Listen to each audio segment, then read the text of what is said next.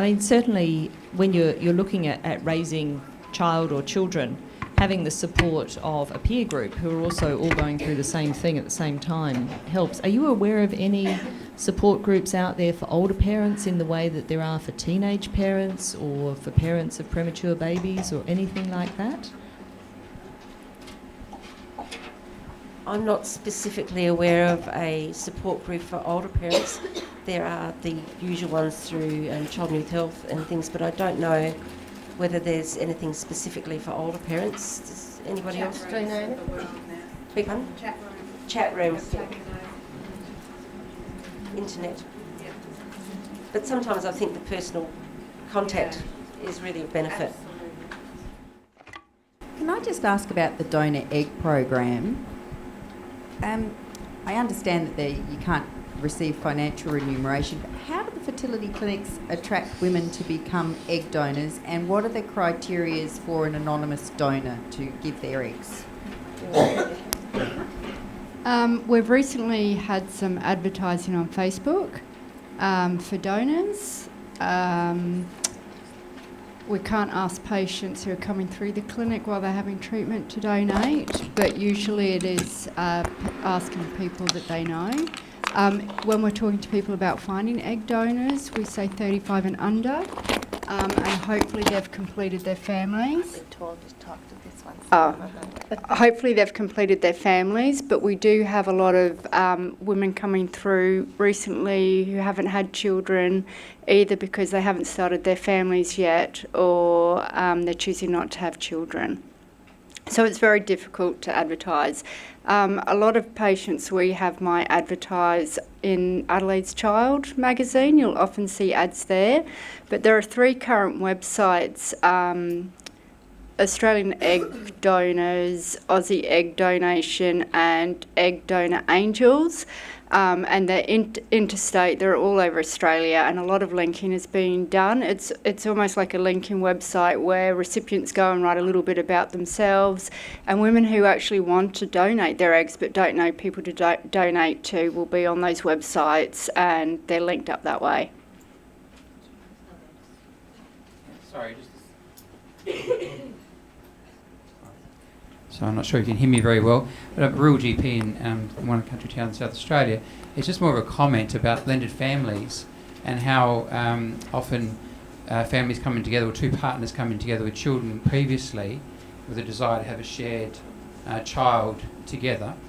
And I have an experience in Mannum of a lady who had repeat miscarriages, ended up having a child about 43 with a new partner, and her own child, about 20, had a child about the same time. So there's those complexities around modern families that seems to be quite part of the new society we're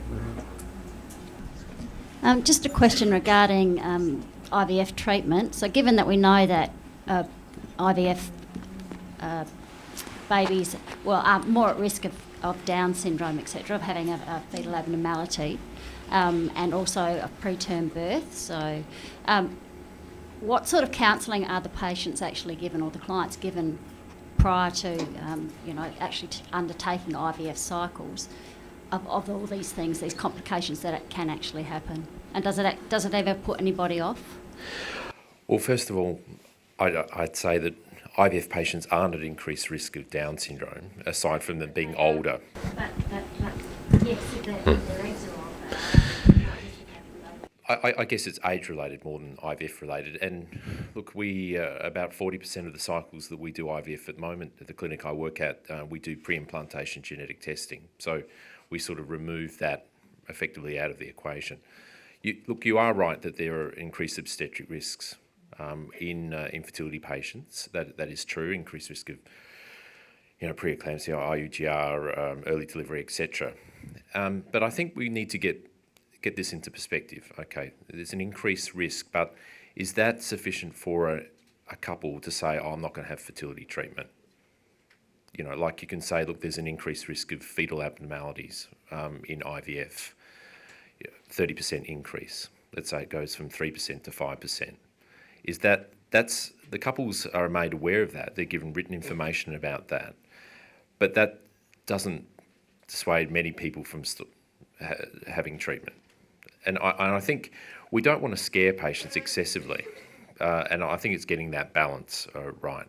But look, we do make them aware, but we don't press home the point too much, because I think that's coming across as negative. And, you know, unless there's a specific issue that they have themselves which would increase that risk further. Just to add into that one, and I'd perhaps like Bob's opinion on this as well, but I think if you've got a woman who's got a pregnancy that you know has come about through some sort of assisted reproductive technology, you tend to be a little bit twitchier, because that had to jump through more hurdles to get this pregnancy than a couple that's conceived naturally. And when things start to go slightly wrong, because in the back of your mind, the effort that this couple have gone through to get to this point is there, and the knowledge that, yeah, they are slightly more at risk of things, I think you tend to jump a little bit earlier.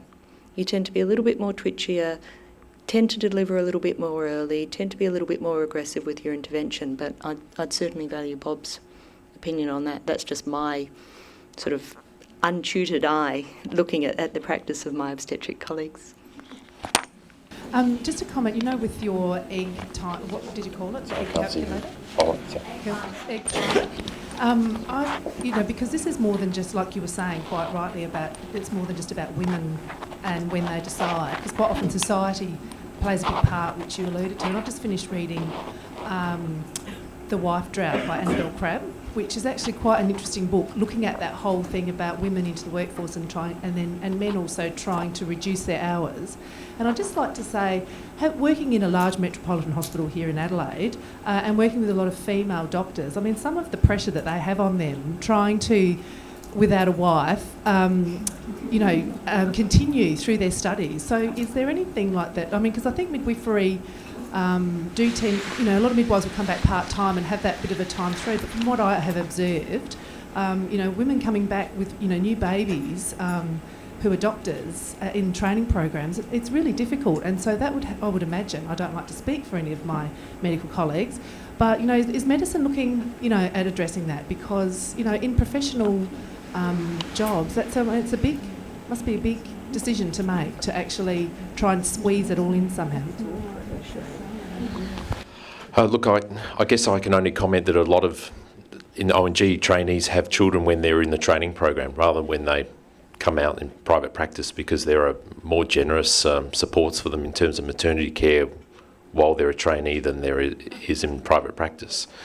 But I guess they're all aware of this, the biological clock ticking, but it's having that exam that they've got, that hurdle to get over, and knowing that it's going to be very hard to study for an exam with a young child is difficult. I think there's no one answer to this. There's lots of things we have to make it easier to have flexible care, better maternity care, more half-time jobs when you come back. Obviously, we can't change the standard for the exam. That sort of thing's set. It's a tricky one. I may comment. Compared with what it was when I had my first child, I have to say the College of Obs and Gynae at least has improved significantly.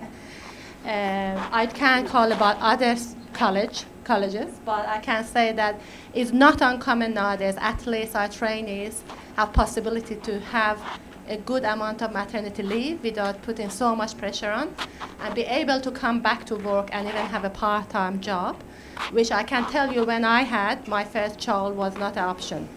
So consider 12 years ago, I think we have.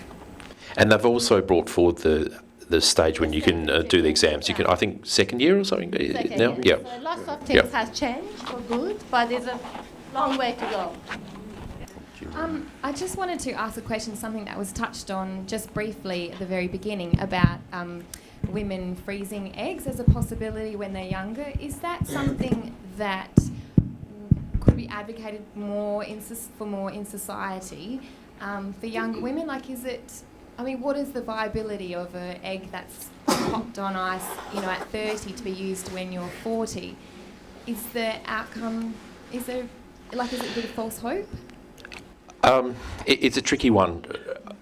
it does work. Vitrification or rapid egg freezing now is quite an effective technology, where 5 years ago the technology wasn't very good at all. So it's basically ballpark at 30, you've got a 10% chance of having a live birth per frozen egg.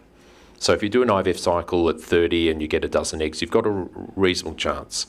I guess the problem is that A, it costs money, B, it's placing a patient at risk of some complication of the procedure, and C, it can give a false sense of security. So you have, a dozen eggs frozen away, some people will think, oh, well, look, I can have kids at 45, and what happens if the IVF unit burns down and the eggs are lost, or, that those, they don't result in pregnancy. It's then too late to go back.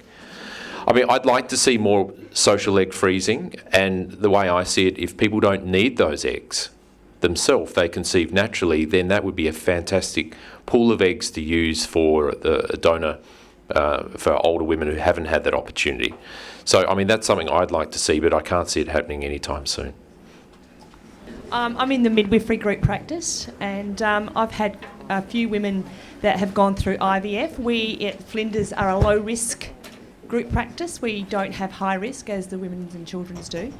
And I think there has been a question whether an IVF pregnancy is high risk or not high risk. Listening to you tonight, I'm thinking, where are we going with that? Because the ones I have had are between 35 and 40. They are what we call fit and healthy at low risk pregnancy, but they were on the IVF program. These women are very keen to give themselves every opportunity for a vaginal birth. Some people will indicate that they don't think they probably should go through the group practice, that they are classed as a high risk pregnancy. I'm just interested to know what you think about that. Do you think that in our model of care being low risk, that they should come through us? Because it is talked about a lot, and I think the women I have had, whilst they appreciate the fact that it has been a special, pregnancy, it's been tough and all the rest of it, but they still are extremely keen to go through this model of care. So do you class them then as a high-risk pregnancy? Should they be going through this model of care? Okay. I guess I'll give my response first. I mean, a lot of women I feel a little bit ripped off that they've had to use medical technology to conceive, something that should be natural and fun. They've had to pay money for, and it isn't fun at all. And so they do want to get some of that back, and a lot of them would like to have a normal delivery rather than a caesarean. But it's variable. Some of them, a lot of IVF conception ladies are very anxious in pregnancy, very, very anxious, and they just simply want an elective caesarean for that reason. In terms of should they all be considered high risk, I mean, I don't practice obstetrics any longer, so I'm probably not the right person, but I don't personally think they're massive risk. I don't think we should be looking at them as being, time bombs ready to explode at any moment. And surely, even if you just see them more frequently, and if you pick up there's an issue and then are happy to move them on to the high risk service, that should be enough. I don't think we should be labelling them as, problematic patients or high risk. Bob? The principal reasons that the midwifery group practice at Flinders is restricted to low risk patients is to avoid to reduce transfers out, and the principal reason for transfers out is caesarean section and epidural. They're the principal reason for transfer to medical care.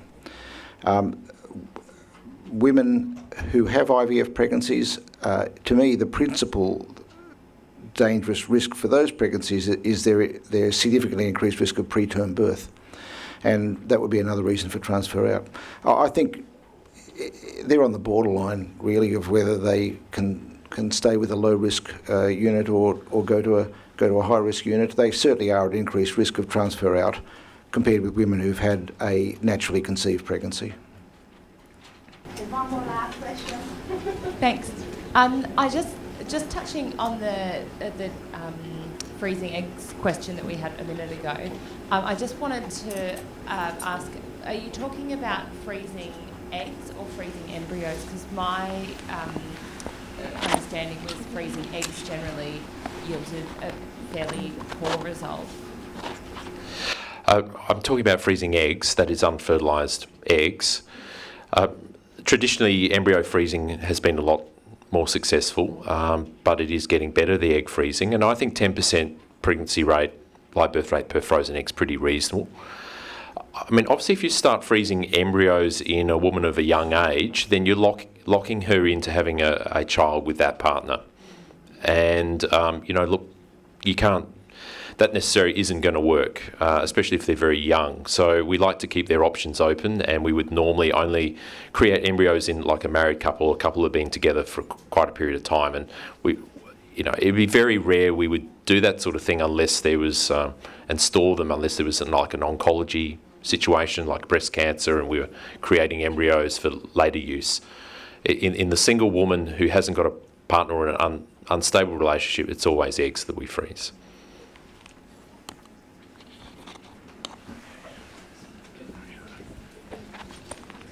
Well, I'm going to thank you all the presenter. It has been excellent. And thank you